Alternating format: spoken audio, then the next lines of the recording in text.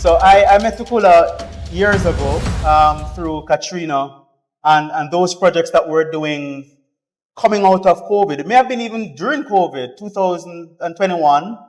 So COVID was still a thing, and that's when I first heard your name, and we were like, what? And we're just fascinated by all that you've been doing. When your two submissions for this exhibition were also very intriguing.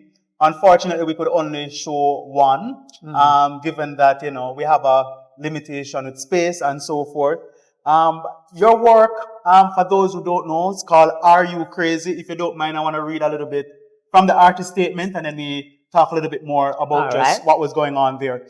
Are You Crazy, which is on the wall behind Ramon's work. So you can't see it from here. So when we're finished, you could go around and have another look at it if you've looked at it before. If not, you can have your first look. So Are You Crazy illustrates a feeling of shock at yet another incident of colonialist attitude. The armor is Ka, that's the pronunciation? Yes. Divine spirit and the collective knowledge and strength of ancestors. Acts of racism and colonialist attitudes continue to occur. What can change is how I respond and my actions, I and my, very important words. I am empowered by all the steps and stands that our collective ancestors have made and defended. Their actions make our actions real, strong, and inevitably the path forward. Reparations and heart healing needs to start with formal governmental apologies.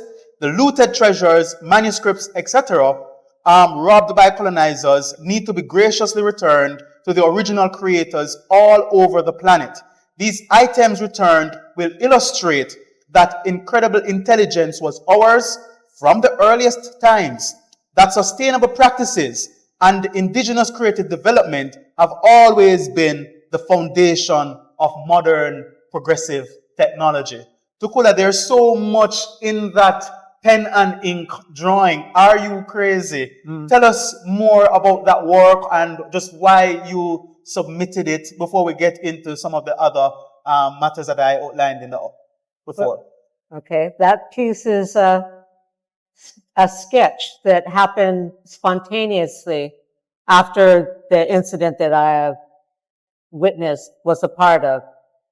And a lot of my work has been reflecting on cultural practices throughout the world, different African traditions, learning about the teachings of Marcus Garvey and the disciplines of Malcolm X. And this piece is a reflection on that. I'm thinking about how I believe it was Malcolm X had said that we can't really expect our oppressors to free us.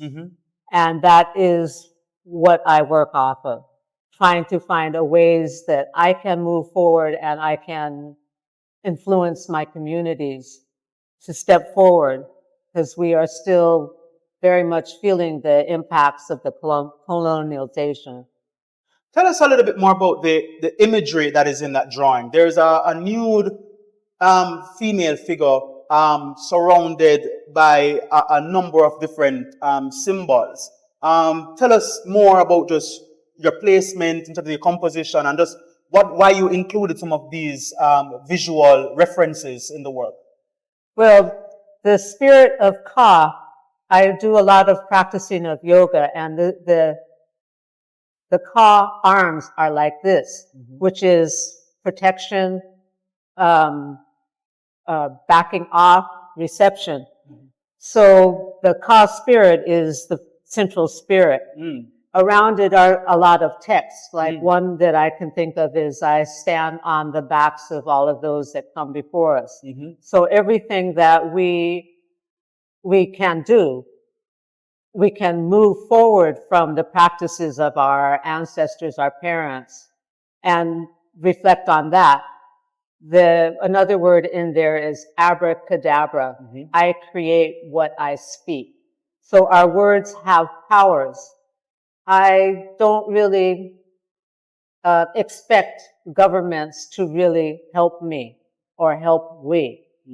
I think that it's going to come from the things that I can do. So I practice trying to be more self-sustainable. I practice trying to share my knowledge with my community. And this is how I see as the ways forward. How have you found the response to some of these efforts that you've made through your lifestyle, but also through your creative endeavor, and how you respond to the environment and so forth? How do you find your community responding to those efforts on your part? I do not live in Kingston. I live in a rural community.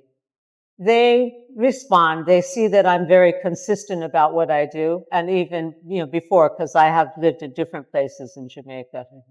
They respond. Do they follow what I do? Maybe not.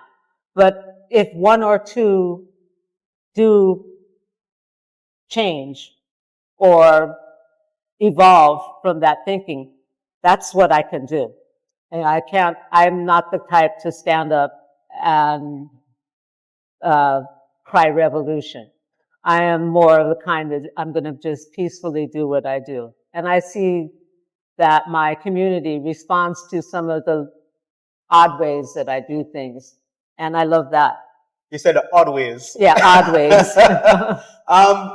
This call went out and you submitted two artworks for consideration. I take it that it was important for you to be a part of this exhibition, based on the fact that you submitted two artworks. Tell us more what went through your mind when you saw the call, and what were some of the motivating factors for you to sort of say, hey, this work should be considered as well. Well, the images about slavery and colonialism and Marcus Garvey's Black part nurses, are always images that reoccur in my pieces. So the calls for reparations, I just realized that my pieces spoke on this subject already, and I wanted to share them. Okay, thank you so much for that. In terms of how you see the next steps in your career, which has been, I believe, quite extensive. You work in a number of different media, including, things that you find in the environment, to integrate them in your work and so on. What do you see as your next steps in terms of your creative journey? Well, I will continue to create visual artwork as I do, which is basically reflections on how I feel about what's going on in society. Some of the ways forward I will be researching more natural materials and the wealth of the natural things that we have, both for my artwork, natural dyes, and for consumption, the things that I eat and what I eat. So I try to grow things. I try to learn more about what's around us and put them to use. So it sounds as if for you, it's not even your art or your creative work is really just one aspect of just how you live. There's a word in Rastafari, livity. It's like one system really, as far as just how your creative expression is just part of that one system. Do you agree with that? I agree with that, but my artwork is my main thing. Yeah. So everything that I do is going to be artwork, and just a little bit different kind of materials that I use. Yeah. As we look to have the young people coming through the space, what do you think is that lesson that you'd really want them to take from an exhibition like this? Well, this exhibition illustrates the causes of reparations. What I am interested in is how we move forward. What can we do? Like I have said, I am not really sure how reparations can manifest into any of our lives. Like if it's money, how is that money going to be distributed? Will it reach my community? So I am hoping that young people, when they see our work, that they see ways that they can express themselves in different ways.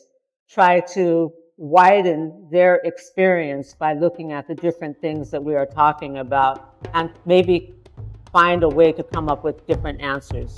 Thank you so much, Tukula. right. It was an absolute pleasure. I Thank know you you. don't like to say much, but you've shared so much with us today. I really do appreciate it. Thank All you. Thank you.